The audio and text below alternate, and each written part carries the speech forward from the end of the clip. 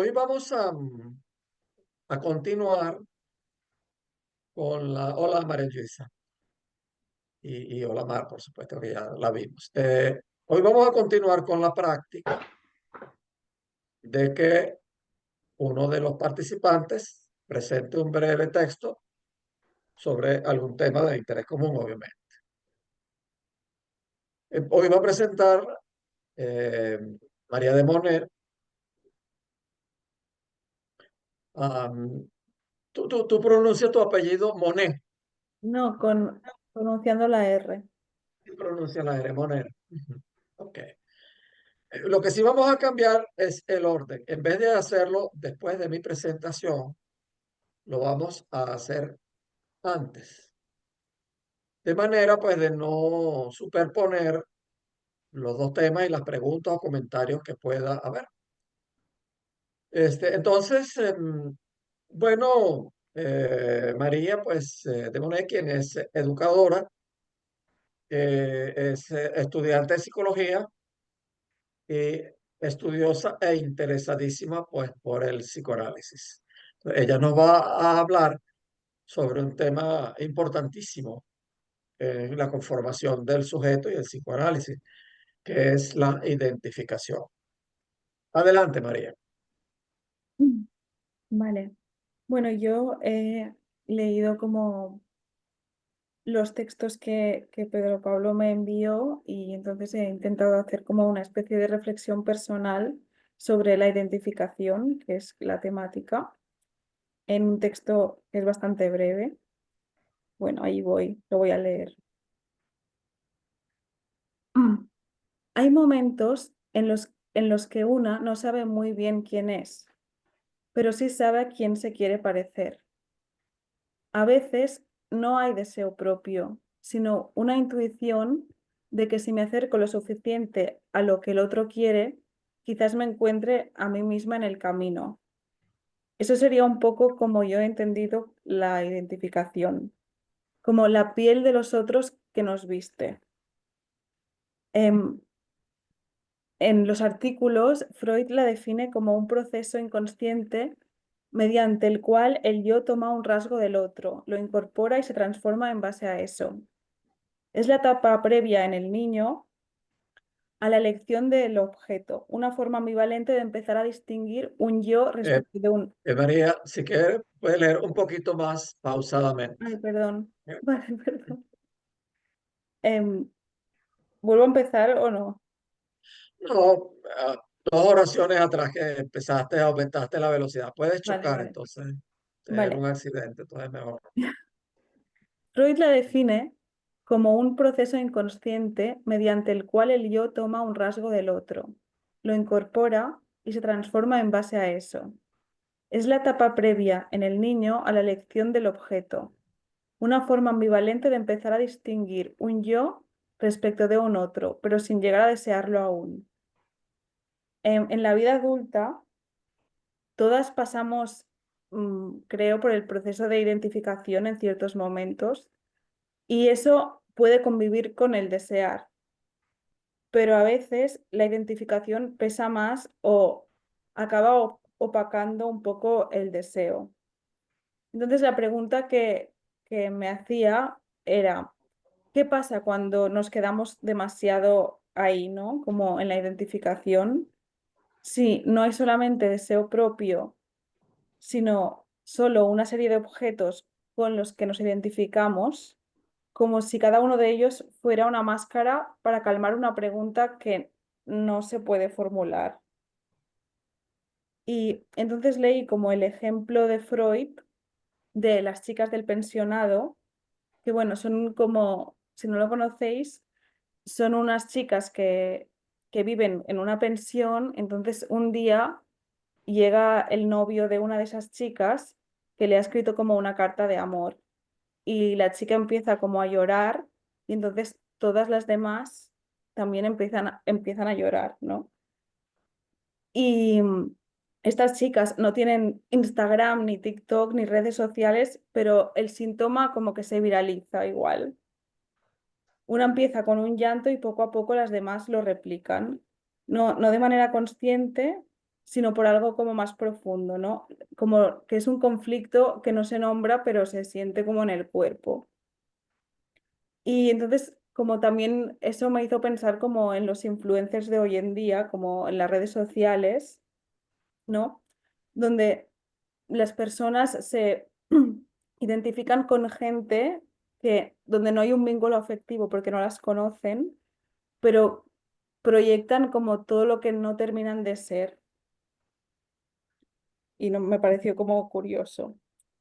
Y por otro lado, también pensaba en la estructura histérica, según Lacan, donde el sujeto histérico dice, no soy eso que quieres, pero déjame intentar serlo porque quizá así descubro qué quiero yo, ¿no? Como que se descentra un poco el deseo propio y se busca un lugar dentro del otro.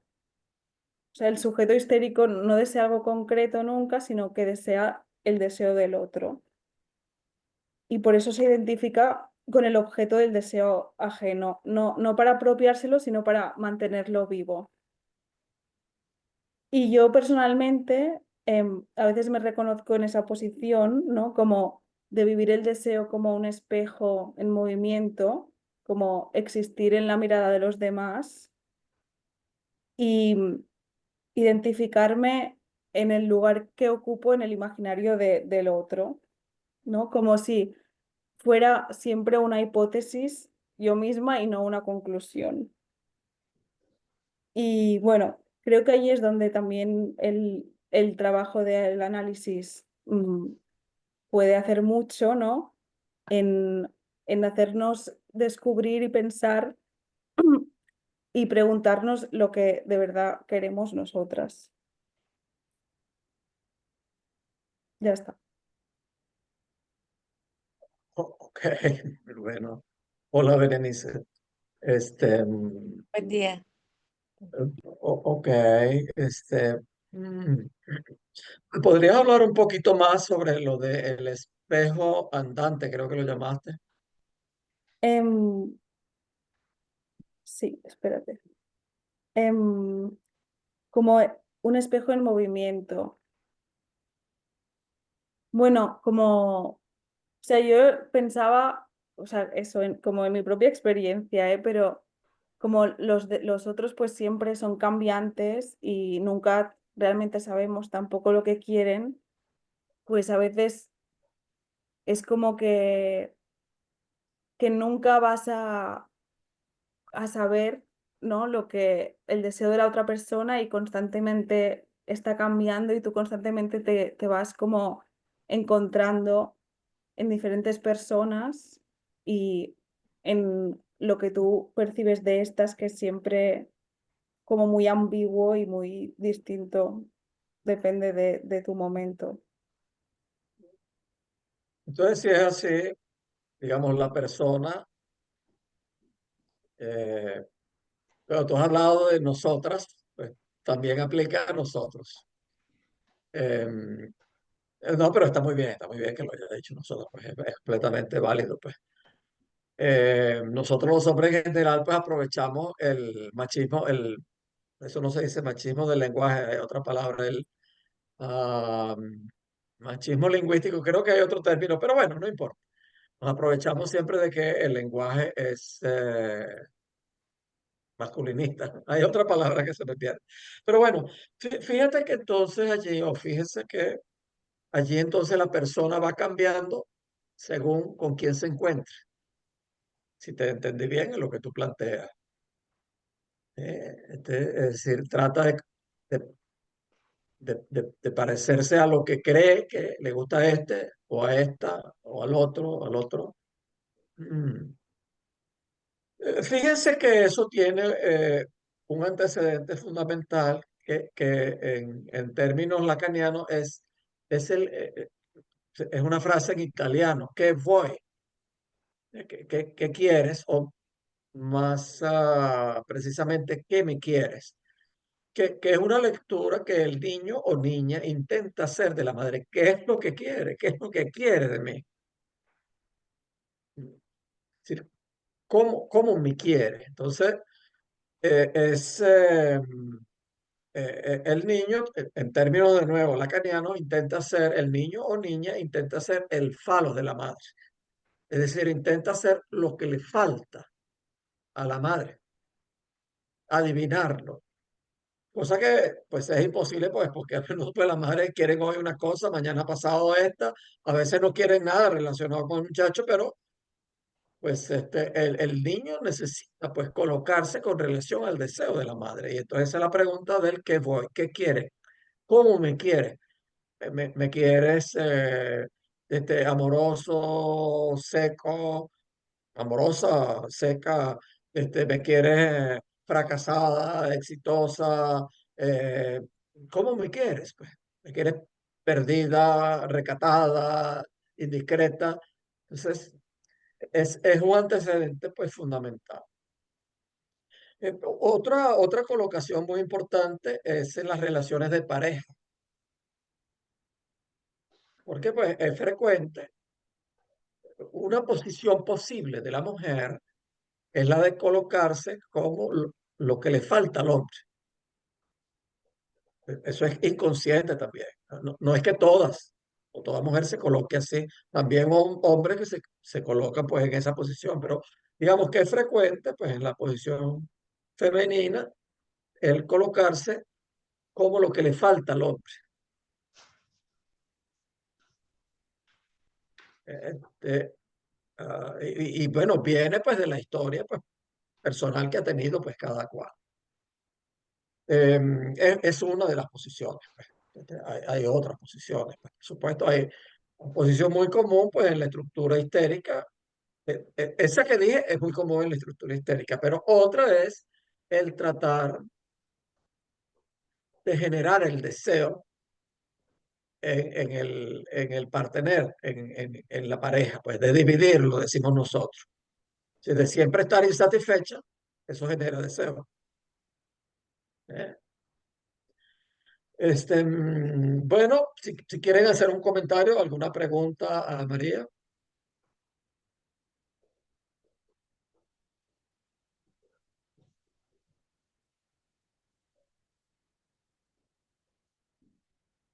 también la pueden hacer después. Eh, ok, bueno, gracias María. Pues estas están siendo unas experiencias buenas porque ustedes mismos como participantes se enfrentan pues a ciertos textos de interés general y de interés pues mm, particular, pues personal. Este curso pues nos dará chance para que presenten algunos. En el curso siguiente pues se irá presentando pues otro. Pues, la idea es que es establecer eso como una práctica común, que ya para el próximo curso la pondré en práctica desde la primera clase. Ok, bueno, muchas gracias María, muy interesante pues la reflexión. Ok. Bien, entonces la clase de hoy tiene que ver con la inhibición. Esto tiene una referencia a un célebre texto de Freud que es eh, inhibición, síntoma y angustia, que son las tres manifestaciones clínicas fundamentales que se presentan o que presentan pues, los pacientes. Ya en la clase anterior hablamos sobre el síntoma, entonces hoy vamos a hablar sobre la inhibición. En muchas ocasiones nos encontramos con pacientes que se hayan frenados y o paralizados frente a diversas acciones. La inhibición se refiere a la restricción o limitación funcional del yo, una forma de defensa contra impulsos o deseos que podrían generar angustia o conflicto. Se manifiesta como una incapacidad o dificultad para realizar una acción, expresar una emoción o pensar un determinado pensamiento. Detenidos en suspenso, pasivos e impedidos. Son las características más propias de lo que en psicoanálisis denominamos inhibición. Estas pueden ser sobre estudiar trabajar, amar en general, lo sexual, lograr cosas, se encuentran estas personas, estos sujetos se encuentran detenidos en la acción sin estar atravesando un estado de duelo. Y cuando uno tiene un estado de duelo, que ha perdido un objeto de amor, bueno, por ejemplo, por una muerte o por una ruptura amorosa, toda la libido del sujeto se fija en ese objeto perdido y es entendible que haya un aplanamiento para todo en la vida. Pero no se trata entonces de esas situaciones de duelo. En los casos de duelo, la inhibición es esperable y no refiere a una encrucijada neurológica. Cuando un sujeto está inhibido, aquello que ocurre es que el encargado de gestionar nuestras acciones es el yo. Recuerden, las dos tópicas de Freud, la segunda tópica es yo, el ello y el superyo. El yo es ese que, está, que me está escuchando, ese con el que yo estoy hablando, con el que ustedes están pensando. Lo que yo estoy diciendo u otra cosa que está en su cabeza ahorita. Es el que está consciente, vamos a decir así, la mayor parte es consciente. El ello, que es la manera más sencilla de decirlo, es el depósito de las pulsiones. Y está el super yo, que es ese que dice, no lo hiciste bien, apúrate, te levantaste de temprano, eso es insuficiente, hiciste mal. Ese es el super yo. Resulta muy frecuente que la persona se haya bajo condiciones, porta las inhibiciones y las incorpora a su vida como algo natural y corriente. Sin embargo, en otros casos, quizás menos frecuente, el sujeto las advierte, se da cuenta de ellas, pero de alguna manera las acomoda a su cotidiano vivir. Esto es importante, es decir, es posible que todos o muchos de nosotros tengamos inhibiciones y no nos damos cuenta.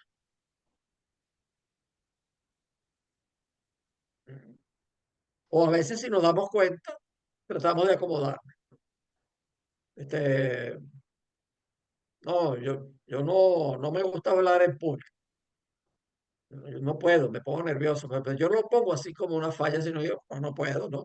No. Entonces, bueno, trato de vivir sin eso, como yo no soy ni profesor, ni orador, pues no tengo problemas con eso. Yo tengo una inhibición allí.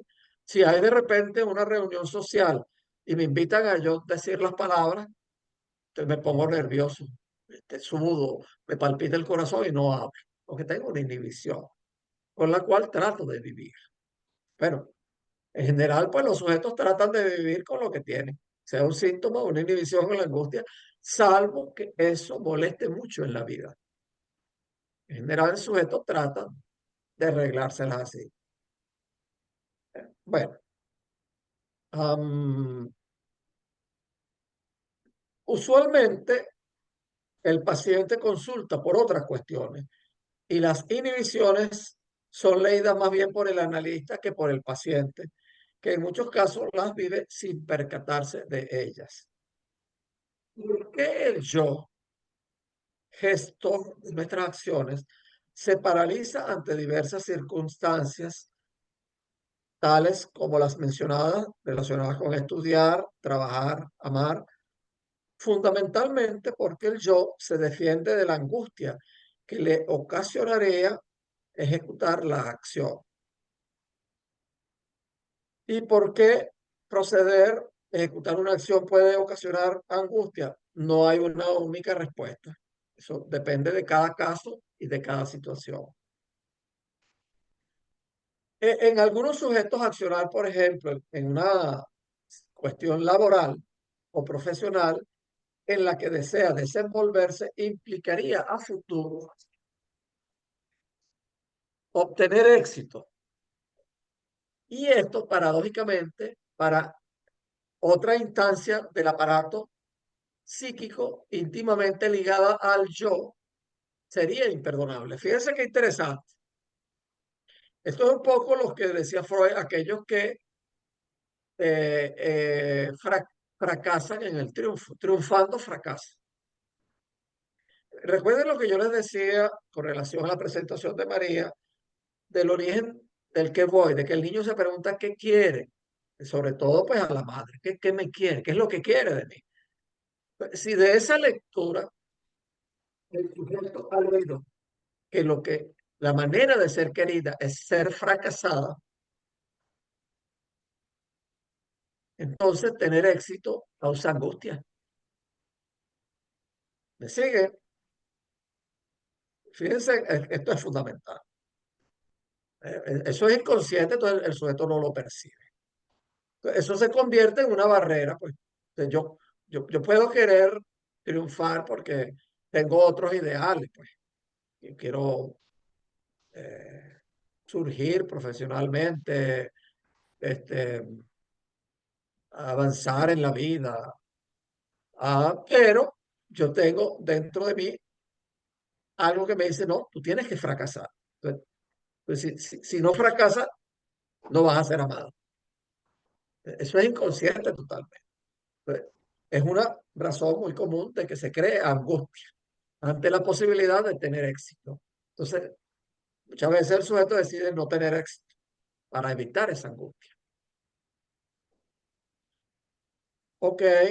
am, Otro ejemplo puede ser el de sujetos que no pueden accionar en la vía del deseo erótico hacia una persona particular.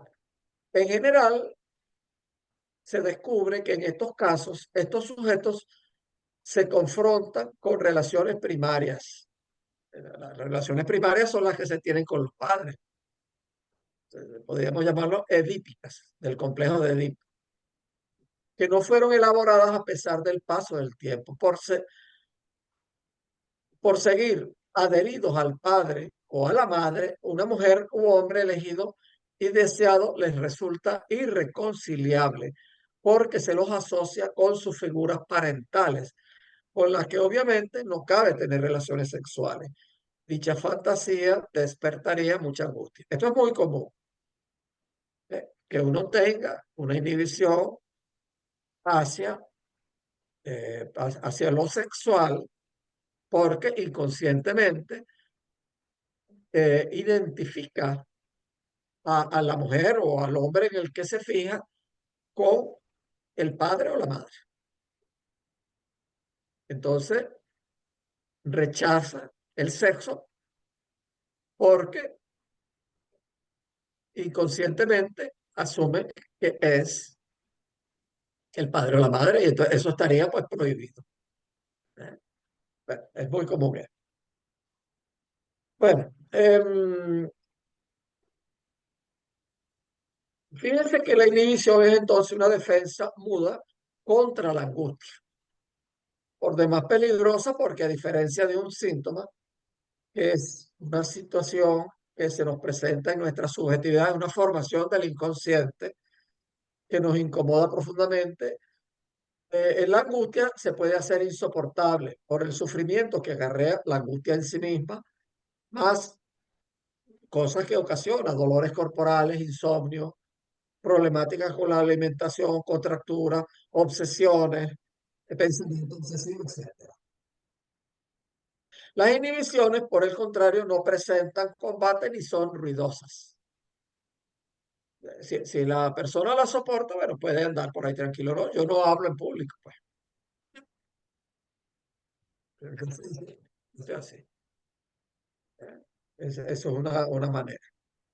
Este, o no, pues yo no quiero pareja, ¿no? Yo soy, ese no es poliamor, ese es no amor. Entonces, bueno, no, es que lo mío es estar solo. Yo no creo en eso. Entonces, bueno, son maneras a veces de acomodarse con una inhibición.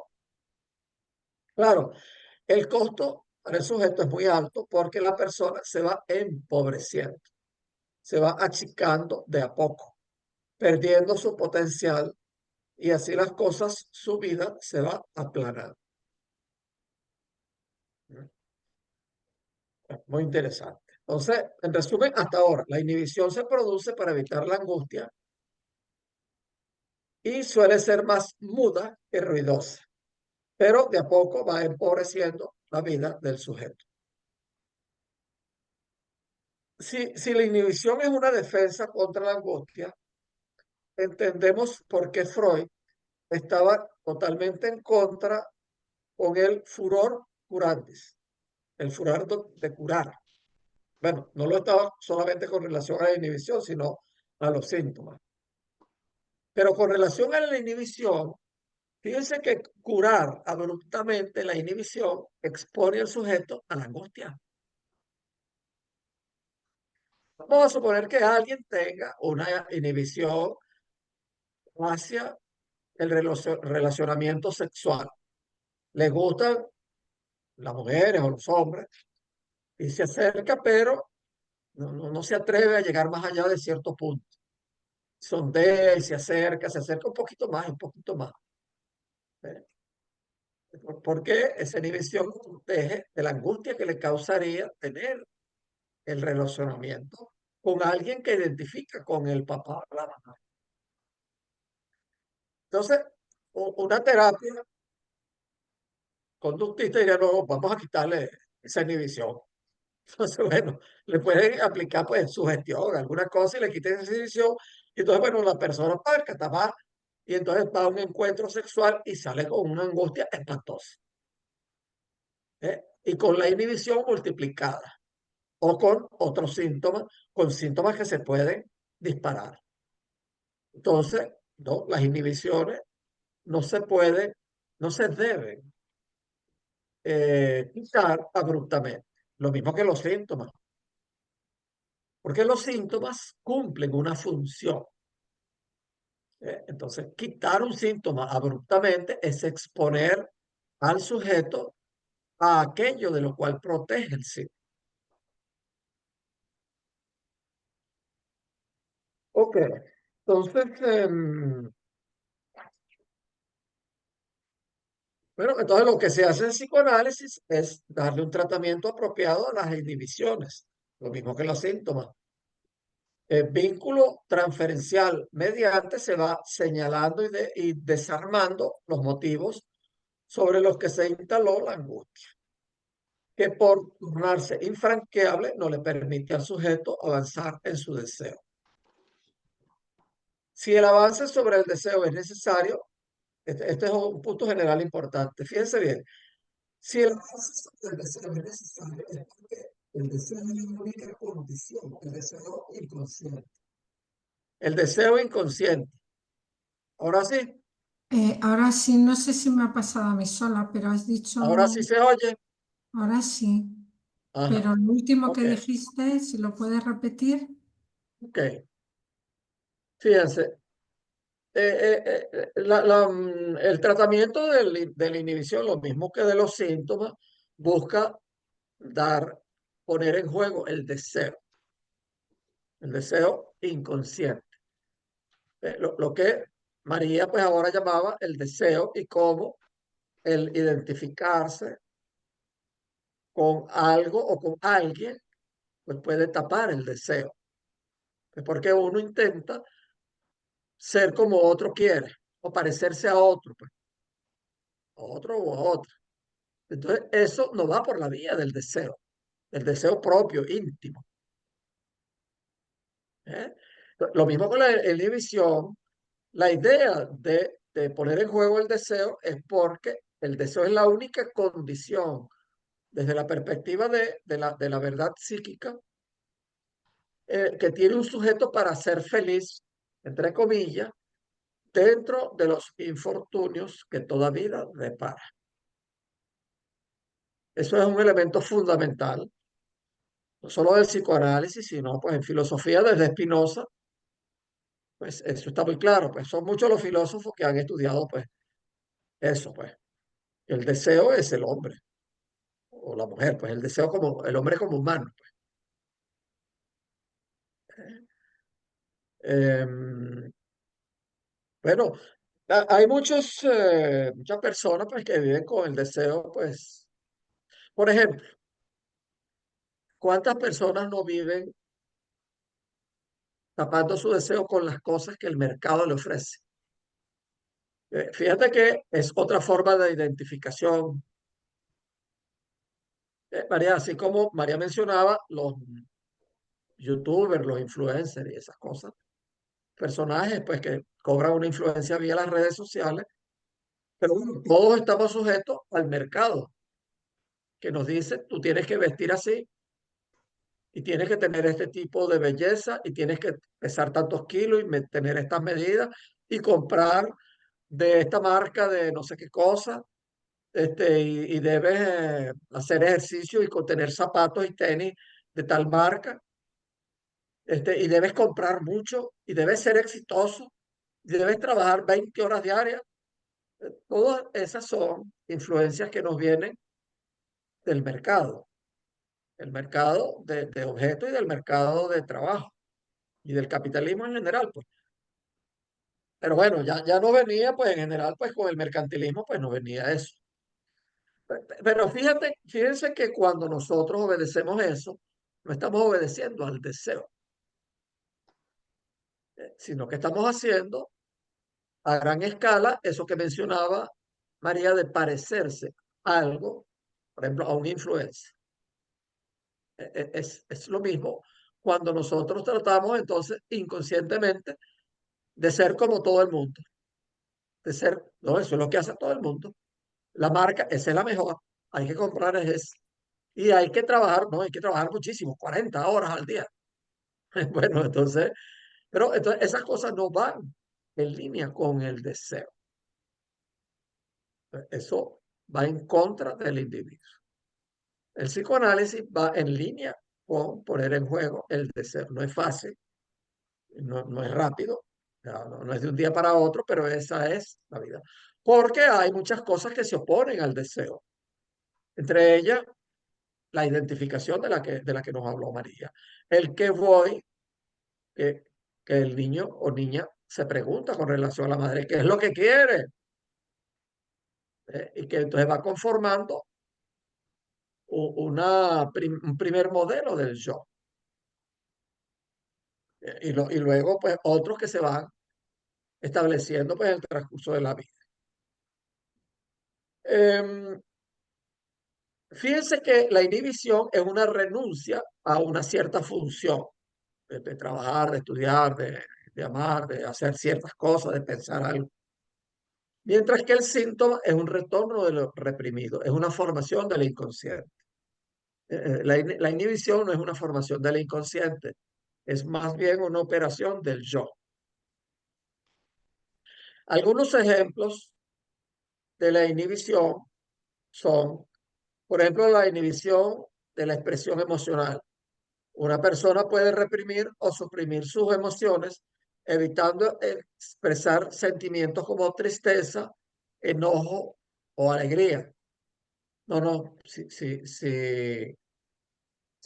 me muestro triste, entonces no me van a querer. Tengo que mostrarme alegre, exitoso. O si me muestro disgustado, voy a tener problemas.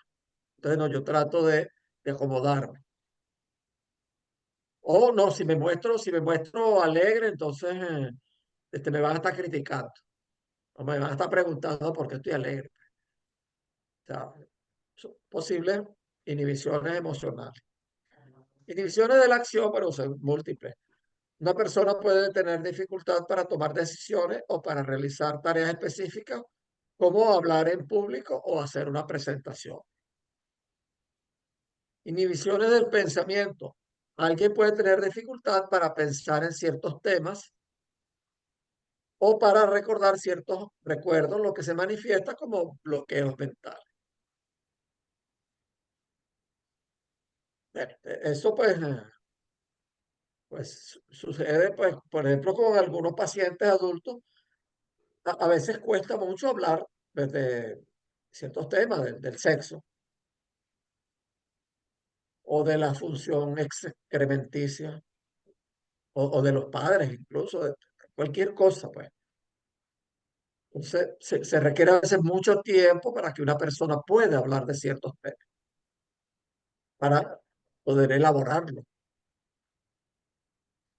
Un ejemplo más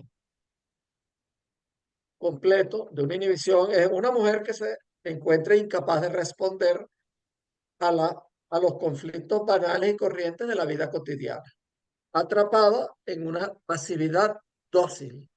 No puede defenderse cuando la empujan en el metro, cuando se aprovechan de su buena voluntad en el trabajo, cuando invaden su terreno, cuando le imponen cosas.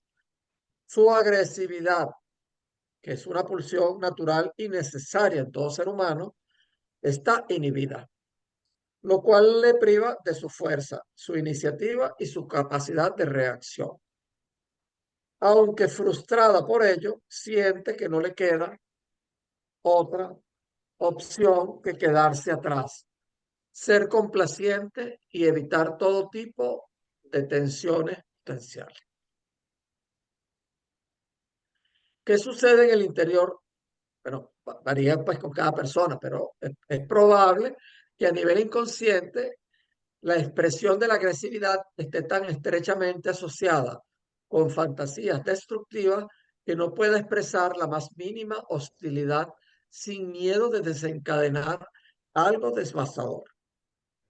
Bueno, me recuerda de una paciente que es sumamente dulce en apariencia y que ama a todas las mascotas y ama a las personas, no pelea con nadie, pero en sus sueños aparecen, aparece, eh, aparecen daños terribles hechos a personas por otros que son ella misma, pero no lo ve.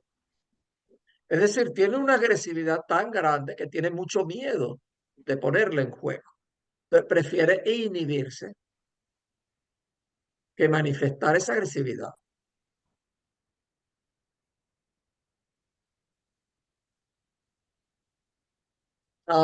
Afirmarse, tomar la delantera, decir que no son vividos inconscientemente,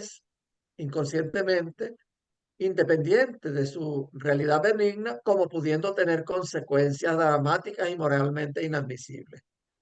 Cualquier cosa que pueda ser asociativamente ligada a una idea de fuerza, enfado o vigor se convierte en inmediatamente peligrosa.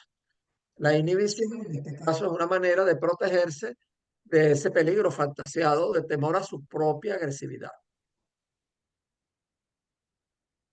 Lo cual pues puede ser verdad, uno puede ser un asesino en potencia o puede ser el que en realidad pues uno haya magnificado la propia agresividad, pues porque haya sido muy reprimida en su infancia toda manifestación de agresividad, entonces pues la persona le da una importancia muy grande pues a cualquier cosa de esa, pues. Otro ejemplo, un hombre se controla constantemente sus palabras, sus gestos, incluso los pensamientos que permite aflorar en su mente pasan por un filtro riguroso que reduce lo que puede expresar a un mínimo fuertemente encuadrado. Desprovisto de espontaneidad, este individuo se comporta de manera estereotipada y automática. La única manera que él encuentra aceptable es de cumplir patrones. Le cuesta disfrutar de una alegría ligera, de una oportunidad imprevista y del humor, por temor a que revelarían algo vergonzoso de él. La capacidad de reírse de sí mismo, liberadora para la mayoría de las personas, le es prácticamente inaccesible. ¿Cómo entender una alimentación así? Bueno, de nuevo, eso varía mucho con cada caso, pero la experiencia pues demuestra que a menudo es el resultado de un ideal inconsciente intransigente de sí mismo, que tiraniza al individuo, obligándole a intentar alcanzar una imagen imposible, imagen de una perfección deshumanizada. Pero eso ocurre mucho, bueno, por ejemplo, cuando hay padres demasiado estrictos y sujetos que, bueno, hay sujetos que se vuelven entonces asesinos múltiples, pues, pero bueno, es mucho más frecuente que la persona se vuelva obediente y que, pues entonces, que actúe con el patrón recibido de esos padres tan estrictos. y que separarse de ese patrón le cause una gran angustia. Ok, bueno, como ya he dicho, el tratamiento de la inhibición, aunque desde el psicoanálisis no es que tratamos la inhibición, sino tratamos todo lo que presenta el individuo. El tratar un síntoma en particular o una inhibición es un enfoque psicoterapéutico, lo cual puede ser válido, pero en el psicoanálisis, intentamos llevar al sujeto hacia la diferencia absoluta. Es algo pues mucho más ambicioso que atacar esta cosita o esta otra, pues. Aunque bueno, es válido, pues hay pacientes que lo que quieren es atacar una cosita y después irse. Pero hay algunos que simplemente reduciéndola y cuando ya lo soportan, pues se van. Prefieren vivir una vida mediocre, so- eh, pisados pues por el síntoma, por una inhibición, que atacar las cosas de fondo, que ver la verdad, que enfrentarse a su verdad. Ok. Bueno, ¿alguna pregunta, comentario hasta allí? Bueno, voy a parar pronto, no quiero extenderme demasiado. Pero vamos a- a- a hacer algunos comentarios un poco más profundos.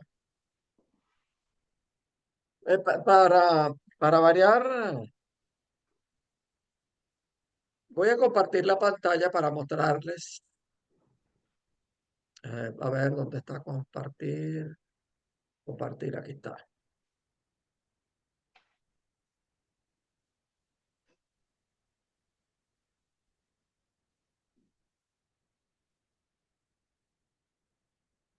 Ok, ahí ven una tablita, ¿verdad? Como un cuadrito. ¿Sí? Fíjense que en la diagonal ustedes tienen inhibición, síntoma y angustia, que son los títulos de ese extraordinario artículo de Freud que se llama así, inhibición, síntoma y angustia. Es un cuadro elaborado por Lacan en donde él trata como de ponerlos en relación. Es decir, pues que hay una dinámica allí. No necesariamente una inhibición se queda en inhibición. Puede haber un movimiento. A veces la inhibición se convierte en algo más serio, un impedimento muy grande, o algo que, bueno, Lacan lo llamó en francés embarras o embarrassement, embarazo, no de estar preñado, sino bueno, esas situaciones prefiero que me traiga la tierra, cuando la inhibición se hace demasiado patente. Bueno, otra vez si la inhibición se va trabajando, puede dar paso a cierta emoción y a un síntoma. Un síntoma cuando se pone más grave puede dar lugar a un pasaje al acto. No voy a ponerme a explicar ahorita eso, me lo voy a enredar mucho. O puede pasar a una turbación y a un acting out. A un acting out es un teatro, es una simulación inconsciente en parte, pues.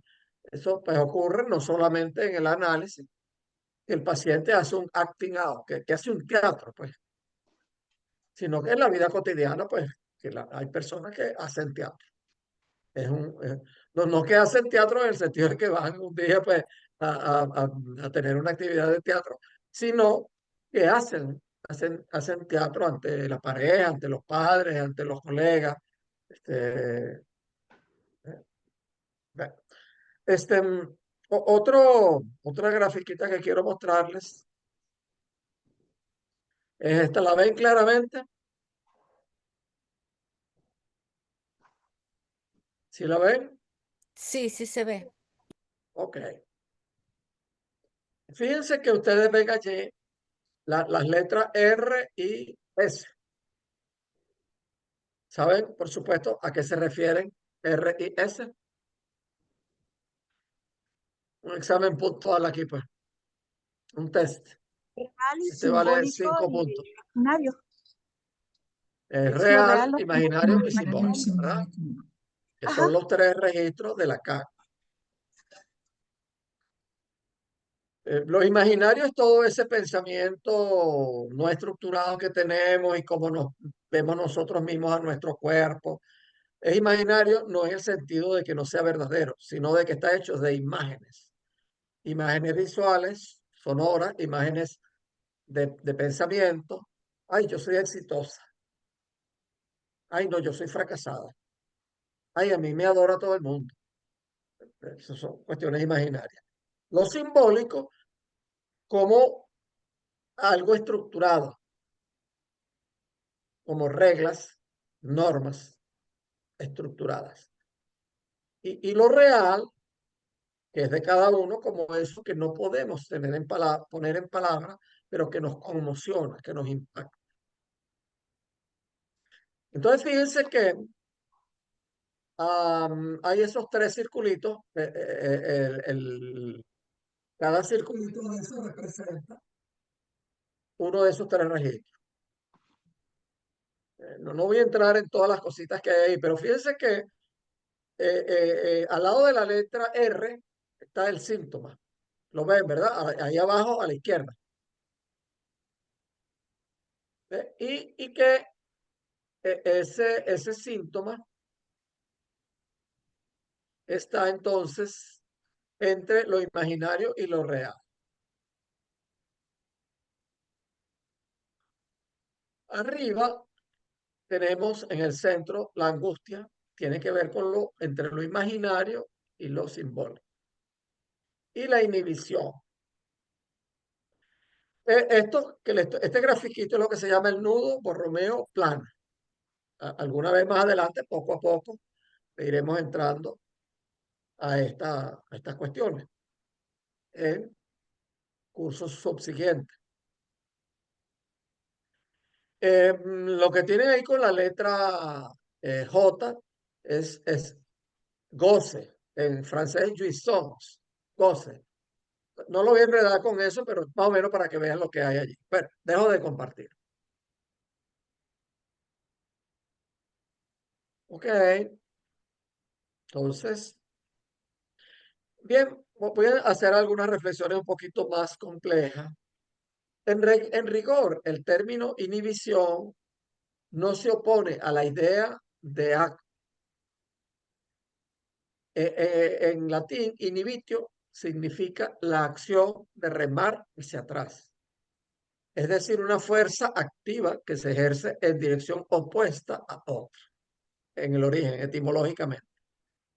No obstante, a medida que la palabra se fue extendiendo hacia los campos de la fisiología y la psicología, fue ganando terreno el matiz de pasividad.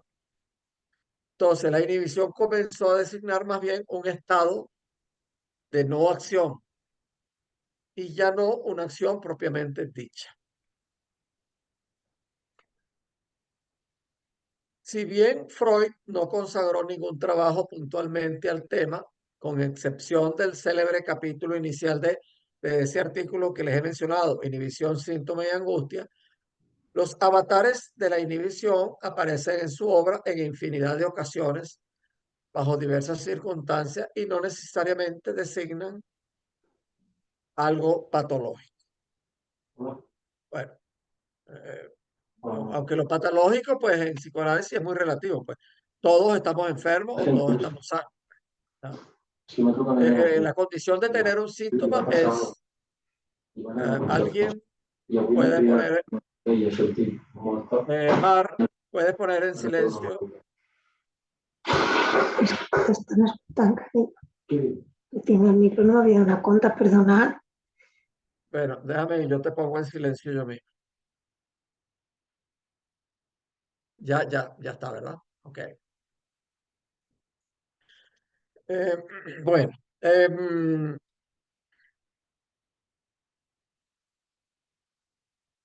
Freud entonces habla a lo largo del tiempo de inhibición de representaciones de afecto, representaciones mentales,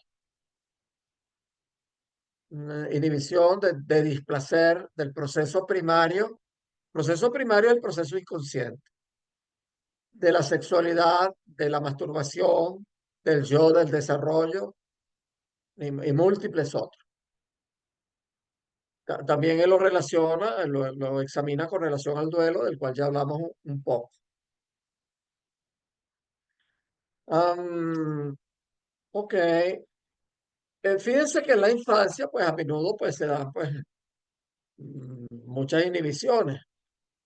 Eh, por ejemplo, la latencia sexual de la infancia, el asco, la vergüenza, los reclamos ideales en lo estético y en lo moral, la compasión. Me recuerda un pacientico de 12 años eh, que ya él se ha iniciado en la práctica de la masturbación. Me lo han referido sus padres. Yo he intentado a veces traer el tema,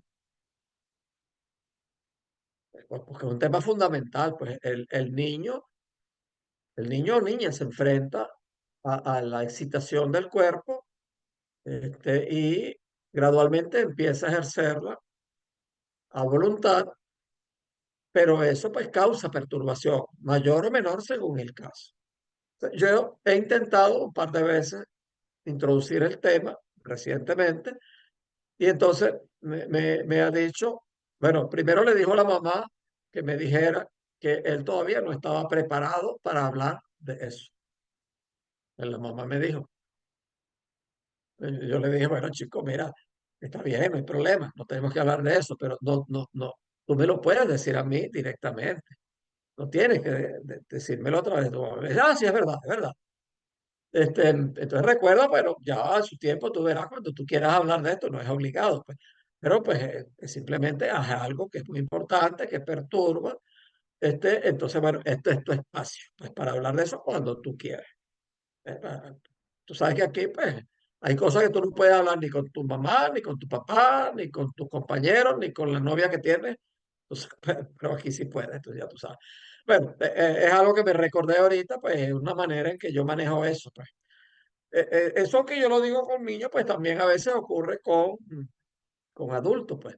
Y me recuerdo en particular una mujer adulta, eh, cerca de los 40 años, que no podía hablar de la mamá.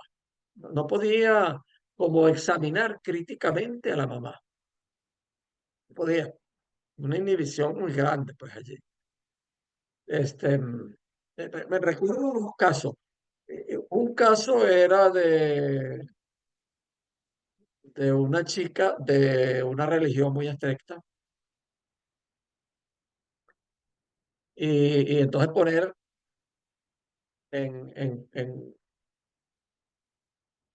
como pensar en juzgar los actos de los padres era imposible. Y terminó yéndose y que buscando un psicólogo especializado en su religión. Pues, bueno, y recuerdo otra persona que eh, parte del síntoma que presenta es una, un apetito voraz, excesivo. No apetito sexual, sino apetito de comida. ¿Me oye? Ahora sí. Ajá. Ok. Y no podía. Eso estaba muy relacionado con el vínculo con la madre, lo que nosotros llamamos el estrago materno. Es decir, el daño que la relación con la madre produce muy a menudo pues en la mujer, en la hija.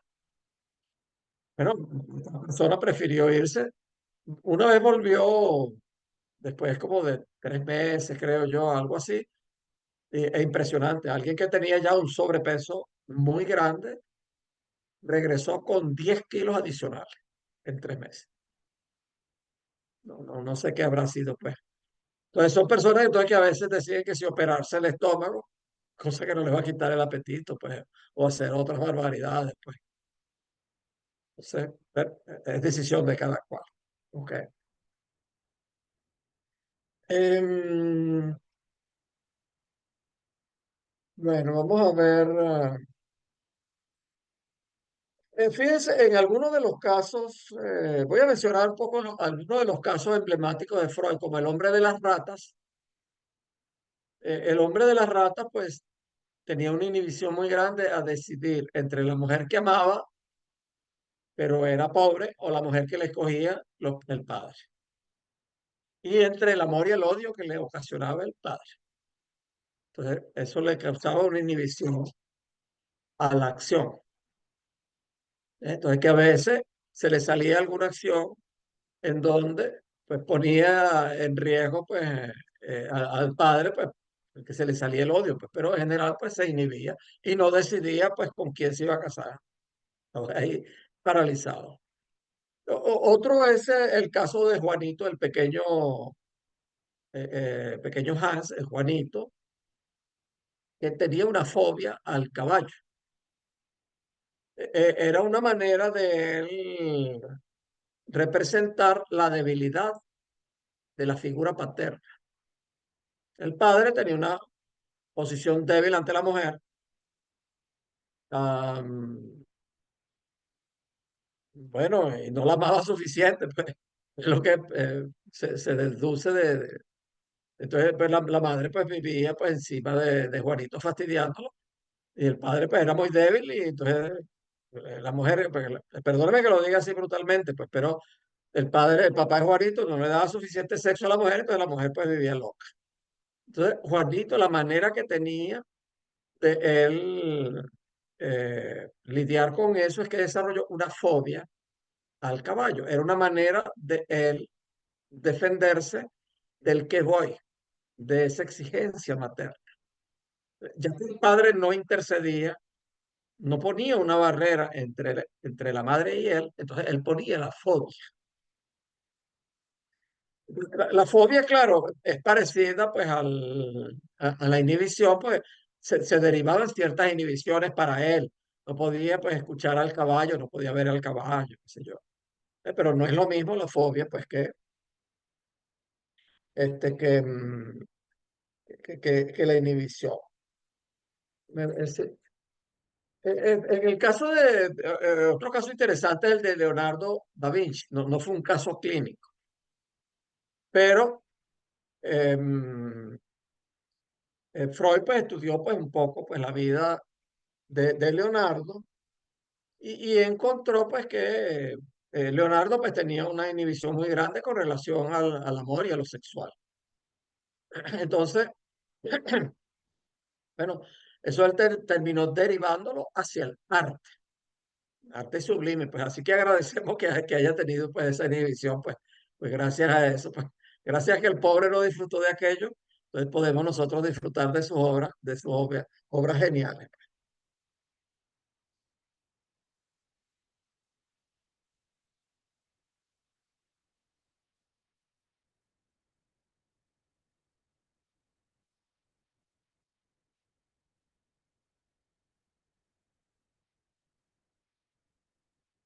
Bueno, en otro caso que ya había mencionado, la inhibición se pone en escena con ciertos tipos de carácter, como por ejemplo los que fracasan cuando triunfan. Freud anuncia una novedad: las neurosis también se pueden desencadenar ante la realización del deseo. En algunos casos conducen a una parálisis que ya no tiene retorno. Nace entonces otra denominación: las las inhibiciones morales. Bueno, qué sé yo, pues alguien tiene hombre, mujer, una inhibición terrible con relación al sexo y no prueba nada. Entonces, bueno, viene el conductista y entonces lo hace probar la cosa. Entonces, la inhibición se le dispara tanto entonces que se mete a monja, se mete a cura de verdad, porque hay muchos curas pues, que más bien son unos vagabundos, pues. Pero no, pues de verdad se mete a monja, y entonces se entrega a Dios, pues, entrega a Dios como monjita, pues, o como monje. ¿Eh? Entonces, pues es más bien algo que dispara pues, la inhibición.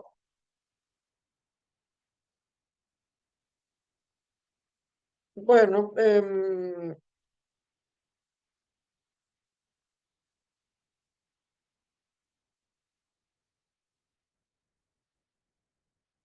Por último, les menciono un caso, no de Freud, sino un caso de un analista que se llamaba Chris, que era eh,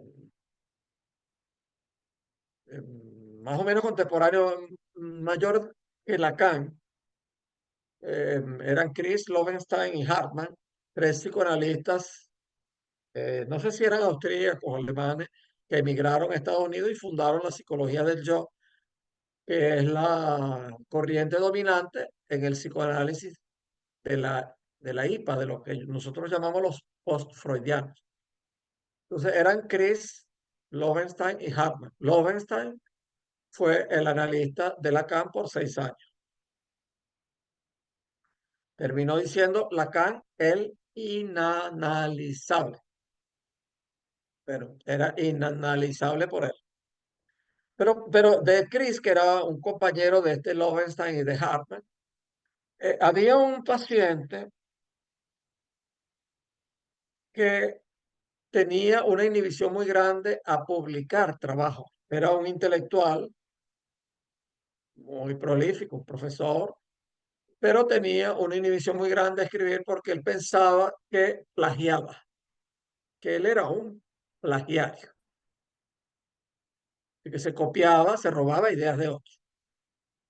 Entonces, Chris hizo una investigación de trabajos de este hombre, de este paciente no publicado, y los contrastó con gente que él decía que él estaba plagiando y encontró que él no plagiaba nada.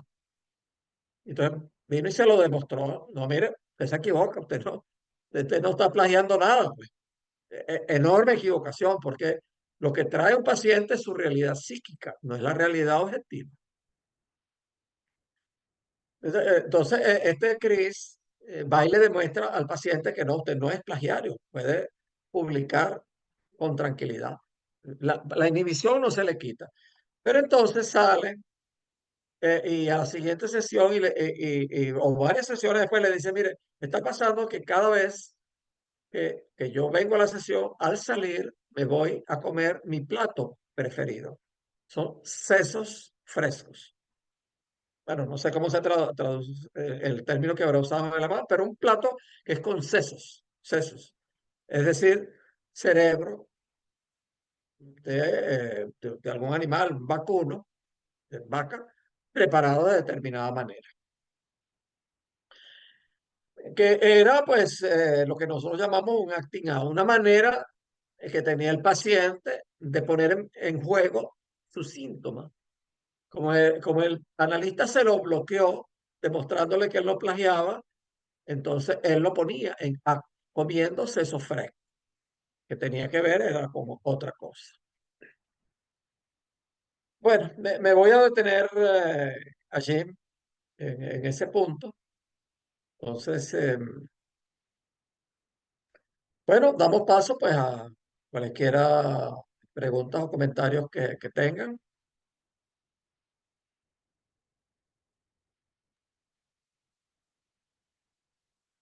Pues yo, Ajá, Charo. me ha parecido un poco triste lo de la inhibición, porque condena una vida un poco empobrecida. Yo eso también lo tenía como asociado a la histeria, porque la histeria, como es básicamente deseo de deseo, pero no de concretar nada, sino de dejar en el horizonte el deseo inalcanzable. Entonces, pues también en cierto modo se empobrece la vida, ¿no? Eso es solo un comentario. Y luego también respecto un poco también al deseo, era un poco, o sea, qué difícil es el deseo, porque al final no está en las identificaciones, no está en el goce, no está en llenar la vida de cosas, pero entonces supongo que el deseo tampoco sea un todo nada. Entonces es un poco una pregunta Supongo que el deseo, que se me perdió una palabra, de que no sea un todo nada, no sea todo o nada. o todo Ah, que o no sea nada. un todo o nada. O sea, que no sea deseo esto, o el deseo de cada uno, no sé. Y entonces también era la pregunta un poco personal, cómo poner en juego más el deseo para que no se confunda con el goce, con el gozo o con identificaciones o a partir de cierta inhibición natural, como es. ¿Son comentarios o es una pregunta? No sé.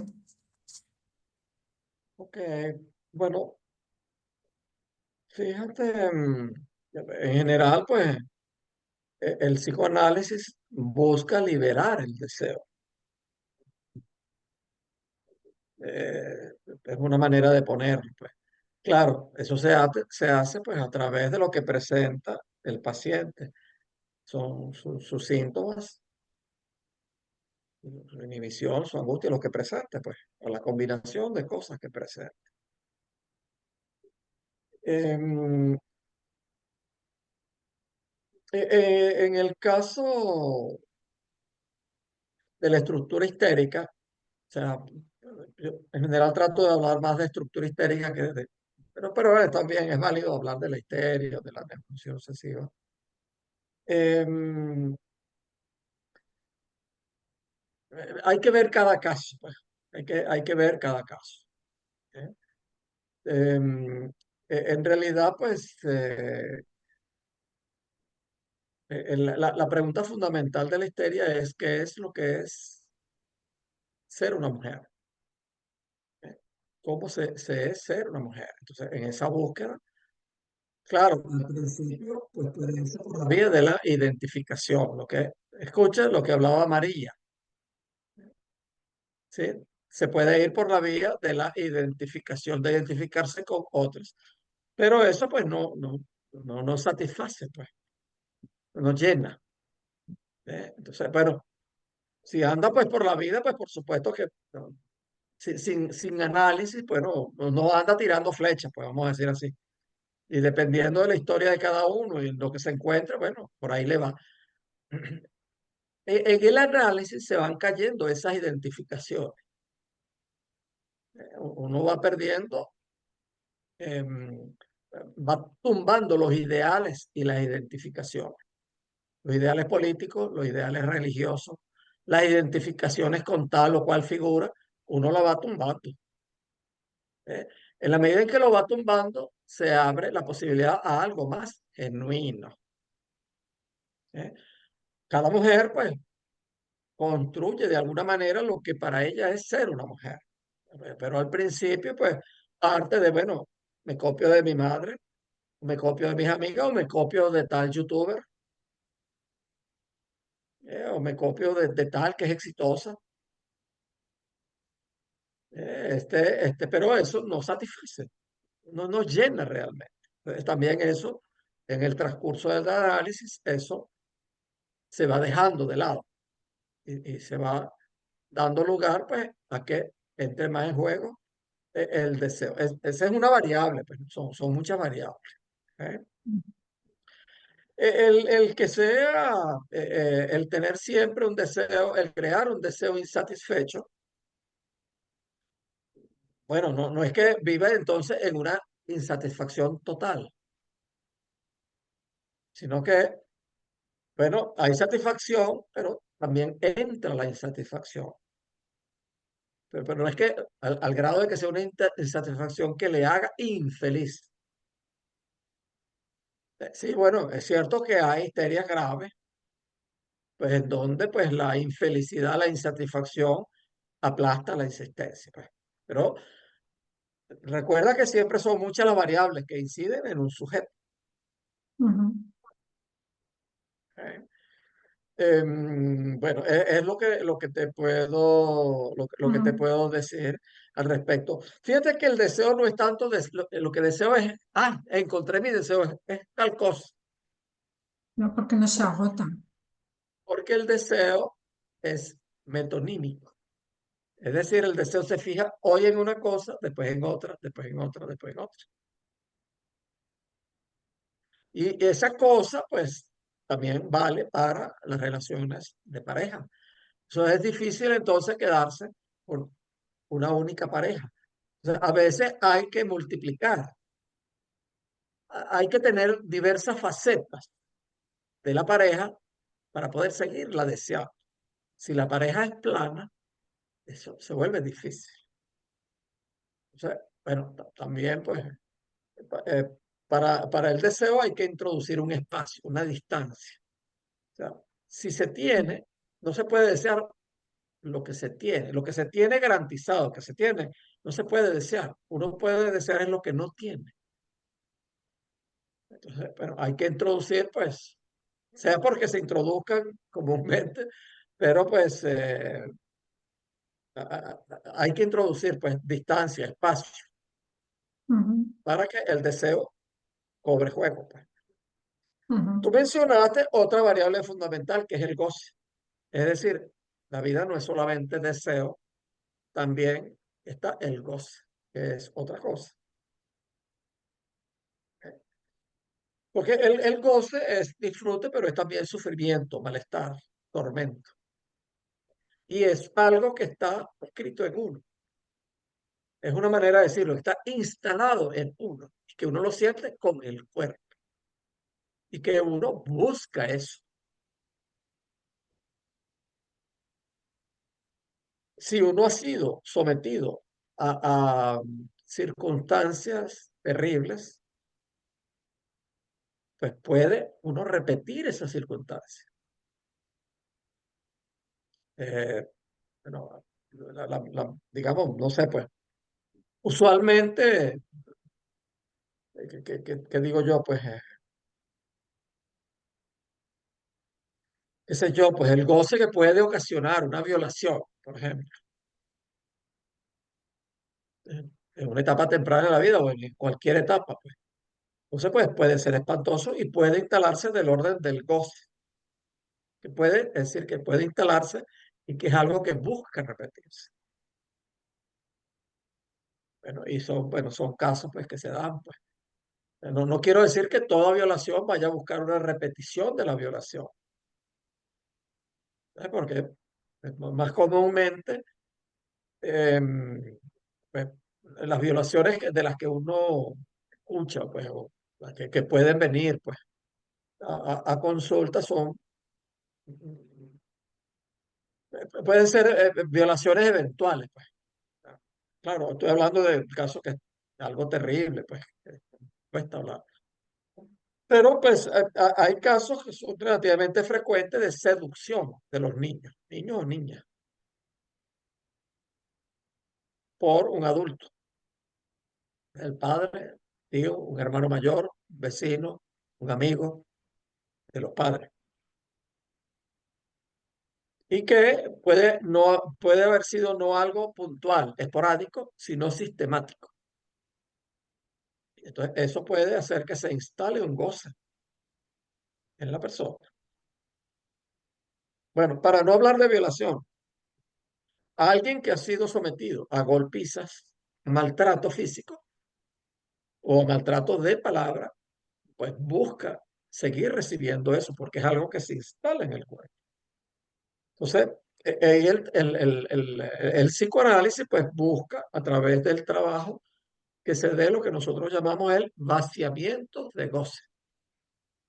Es decir, que a través de la palabra se pueda vaciar algo de eso. Yo creo que les comenté en la sesión anterior el caso pues, de un hombre eh, con muchos años de análisis, un hombre mayor que yo, pues incluso, y que pues en un concierto de música clásica, que para él es algo sublime, sufre un dolor demasiado intenso. Y les conté cómo, pues con cierto trabajo, logró pues algo fantástico, pues. Un vaciamiento de goce fantástico. Bueno, en general se tarda, pues, en muchas sesiones porque cada vez que se vuelve a eso y el paciente elabora con la palabra algo terrible, se pierde algo de goce. Si lo logra elaborar de una manera ordenada, vamos a decir así, con lo simbólico. No meramente repetir con la palabra lo que le pasó, sino poder ordenarlo, darle una lógica. Pero, Charo, gracias por tu pregunta. Es lo que te Gracias, puedo decir por gracias. ahorita. A ver, Berenice, que la veo que tiene ganas de preguntar.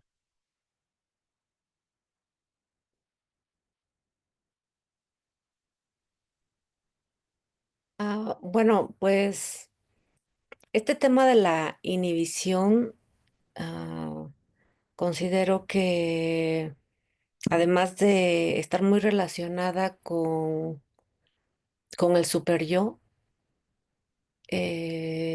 no sé si tenga que ver con la estructura, con la estructura o cómo te sitúas, cómo se sitúa el individuo ante el mundo. Pero también considero que a través de la vida, a lo largo de la vida, no sé si esa primera estructura o síntomas se van como agudizando o incrementando, porque por lo que he visto hay personas que pueda ser que en la adolescencia no hayan tenido una inhibición tan marcada y que ésta se pueda desarrollar más adelante, en la edad adulta. Entonces, mm, no sé si, como decía, esta estructura que viene de la infancia, de estas primeras vivencias, y se vayan esos síntomas agudizando a través del tiempo, ¿no? O Bueno, que es algo que puede ocurrir. Perdón, Berenice, continúa. o que se desencadenen en un momento, ¿no? O sea, es cuando, de pronto, cuando la psicosis, por ejemplo, irrumpe en alguna persona que no había presentado psicosis en sus primeros años, en la adolescencia, y tal vez en la juventud puede irrumpir, ¿no? Entonces, no sé si al final de cuentas la inhibición también pueda ser algo que se vaya, que esté latente o que se vaya agudizando y que los eventos de la vida misma lo detonen en algún momento. Sí, bueno, mira, varía de caso por caso, pues no necesariamente, o sea, ¿qué pasa? Pues que la inhibición puede estar ahí y la persona no estar sometido a algo que le exija. Pongo el ejemplo que me parece trivial, pero lo mencioné hace rato, de alguien que no puede hablar en público. Espero que entonces que no, bueno, dice, bueno, yo no soy profesor, yo no voy a ser profesor, ni voy a ser político, no voy a ser orador, y tiene una inhibición muy grande de hablar en público. Y entonces, pero así anda por la vida y no se da cuenta de eso, no le preocupa, pues qué sé yo. Y de repente hay un evento familiar, una fiesta, o se muere alguien muy cercano y entonces se muere el papá o se muere la mamá, por ejemplo, digo, por poner un ejemplo, y le piden que hable, le corresponde decir unas palabras ante toda la iglesia llena de amigos de los padres o del padre que se murió. Y entonces allí le da un ataque de angustia, pues no puede hablar. Entonces, eso, la inhibición estaba allí, pero las circunstancias de la vida no lo habían exigido ponerla en juego. Entonces, fíjate, es como tú pusiste el caso de la psicosis que se desencadena o no. Schreber, el famoso caso de Memorias de un neurópata. Él tiene un periodo en general, para un tipo brillante, pues tiene un periodo de enfermedad, pero luego pues se alivia. Hasta que un hombre, pues no recuerdo qué edad tenía en ese entonces, creo que eran alrededor de 35 años, él lo nombran, no recuerdo el cargo, pero el juez de mayor nivel, de mayor rango del Tribunal de Apelaciones de Dresden. Y ahí se desencadena la psicosis, porque lo colocan en una posición para la cual él no tiene respuesta. No tiene respuesta psíquica. ¿Eh? Entonces, bueno, son cosas pues que hay en la vida, es decir, las circunstancias por las cuales una persona vive puede permitir que sus manifestaciones psíquicas, su condición psíquica se mantenga latente o que se haga evidente. Sí, efectivamente es así. O que se profundice, o que se más o menos. Lo que no se hace es, bueno, una inhibición, pues a veces pues se puede, pues también con la práctica, pues se puede. Volviendo al caso de hablar en público, bueno, hay personas que a través de la práctica logran, pues, entonces vencer eso. Eh, Pero claro, implica también enfrentarse a aquello para lo cual la inhibición los protege. Pero es el caso por caso, pues, el caso por caso. Una pregunta, ¿tendría que ver la inhibición con la fobia? ¿Serían Em, como algo similar? Por ejemplo, la fobia social con la inhibición. El miedo a hablar en público con el no querer socializar, por ejemplo. Mira, No sé si lo estoy que pasa es que metiendo términos de... en la fobia hay un temor, un miedo. ¿Eh? Hay un miedo muy agudo que no lo hay en la inhibición. ¿Me explico? La fobia, ah, hay múltiples fobias, pues. Una persona que padece agorafobia, es miedo a estar en un espacio público, al encontrarse en un espacio público le puede dar una crisis de angustia enorme, pues. Mientras que la inhibición, pues simplemente lo evita. Y la fobia a veces se denomina pues como una plataforma móvil que va a terminar, va a derivar hacia la histeria o hacia la neurosis obsesiva. ¿Ok? Pero bueno, la fobia, fíjate, a diferencia de la inhibición que se dice que es muda, que es tranquila, que se puede lidiar con ella, la fobia es escandalosa.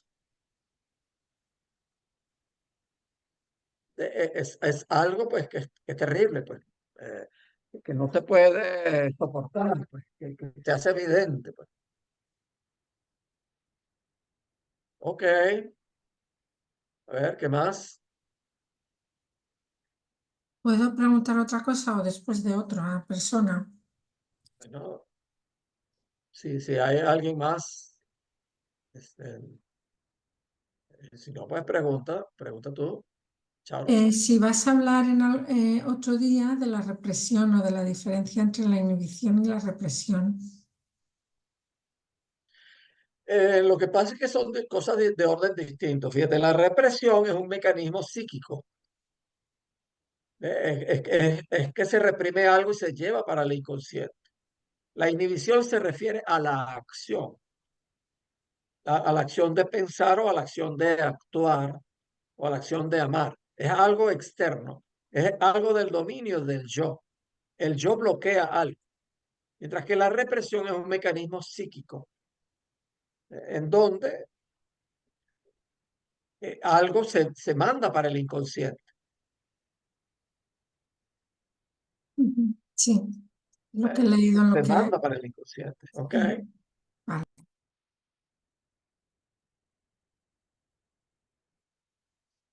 A ver, ¿qué más? María, ¿encuentras alguna relación con identificación? Tienes una luz que te ilumina, así que la luz que te ilumina te delata que estás viendo el televisor, María. No, no tengo televisor. Son los coches que pasan. Ajá. Bueno, o sea, sí que me parece, perdón, que hay cosas como, bueno, que tienen como bastante relación con la, o sea, la inhibición y la identificación. Y también pensaba sobre la identificación, si, bueno, el como cuando tomas un rasgo contrario como de una persona en la que también tienes mucha vinculación, ¿Es también una especie de identificación? Como un rasgo contrario al que te refieres. Como por ejemplo, ¿no? Pues mi madre es muy, no sé, sociable y yo tengo una relación complicada con ella, entonces yo tomo como soy súper asocial, como en una respuesta como más antagónica, si también es una especie de identificación o es otra cosa. Ah, no, sí, sí puede ser. Es una identificación por lo negativo, pues. Exacto. Este, sí, es el mismo mecanismo, pues es como, este,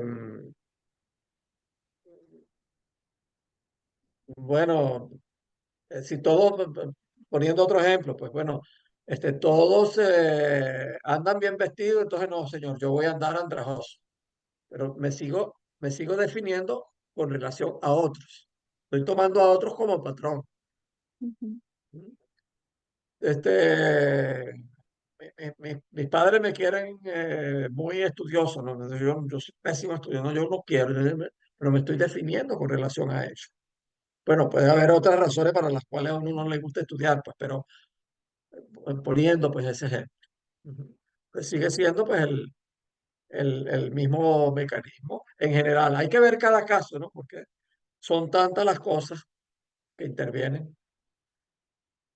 Ok, Mar, Paul, María Luisa, Eugenia que está en el transporte, en el traslado.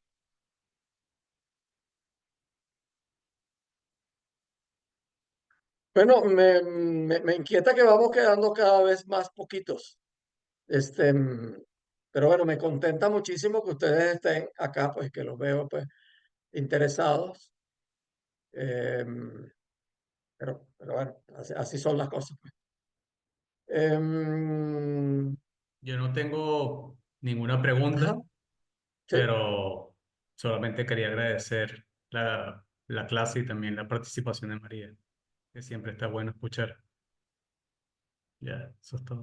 sí, esto creo que ha sido positivo, tanto tu presentación como la de María, esta práctica de incorporar pues este, a los participantes pues para que pues, presenten algo breve, pues que comience a quitarse la inhibición de hablar en público.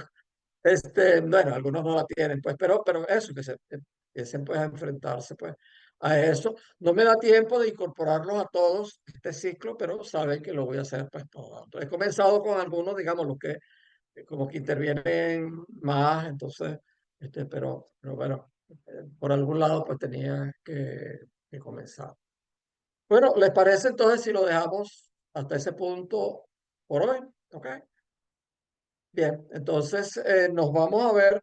Recuerden que como tuve que suspender una clase, van a haber 3 clases seguidas. Hoy tenemos clase la semana que viene, el jueves de la semana que viene, sobre la angustia. ¿Ok? Ya luego, creo que es la siguiente que ya comienzan a los colegas que van a presentar como docentes, enseñantes e invitados. ¿Ok? La semana que viene es la angustia. La semana que viene es la angustia, lo puedes ver Ah, vale, vale. en el, Luego la psicosis y luego, no sé. vamos a ver, ¿Se Bueno, sabe cuál es el tema? Creo que la clase que viene Gabriel va a presentar, ¿verdad? en las que viene Gabriel va a presentar, es otro de los que no asistió hoy, Ok. un momentico, clase. es que no la tenía anotada, pero bueno, voy a mirar el Pero es que calendario. la tiene, es que lo he alertado ahí, Charo. Ah, vale, vale. Lo he escrito, pero yo sé que son tantos correos que uno no los lee. Pero ahí lo tiene en el Vale, cronograma vale. actualizado. Vale, vale. Y yo lo Así miro. escribí, dije precisamente que como suspendimos una Sí, clase, entonces vamos, está dicho ahí, pues. vale, vale. La Sí, angustia, hoy el es 15 del 5 sí, ya lo 8, he la Sí. visto. próxima el 15 y luego el 22. Es Sí, correcto. neurosis, vale, lo estoy Yo, viendo. yo, ¿se puede saber qué es lo que el tema que va a presentar Gabriel? que no lo consigo acá en el correo. No, no lo he dicho, es sobre el cuerpo. El cuerpo en Sobre el cuerpo. psicoanálisis. Ok. Ah, Sobre el cuerpo en psicoanálisis. Y bueno, entonces también ya hay algunos que he ido definiendo. No puedo definir todos de una vez porque, o sea, tengo demasiadas cosas encima, entonces, pero me administro pues como puedo, pues. ¿Ok? Demasiado. Bien, entonces hasta el jueves de la semana próxima. Vale, Bien, muchas chao. gracias. muchas Gracias, gracias. que Buenas estén muy noches. bien. Gracias. Ok, Hasta Yo luego. no podré estar por coincidencia, pero la siguiente sí. Nos volvemos. qué bueno, nos hará falta. Bien, te vamos a Venga. secuestrar para que tengas que estar aquí. Es que me coincide con salud mental, pero yo después os voy a seguir en la No, grabación. pero esas cosas de mala salud, déjanos tranquilos, vete para acá. Ya lo sé, pero es que no me puedo dividir. Os echaré de menos, ¿eh? Estoy muy Bueno, callada, pero igualmente. estoy encantada Chao. y aprendo un montón. Espero que tengas una clase bien mala allá.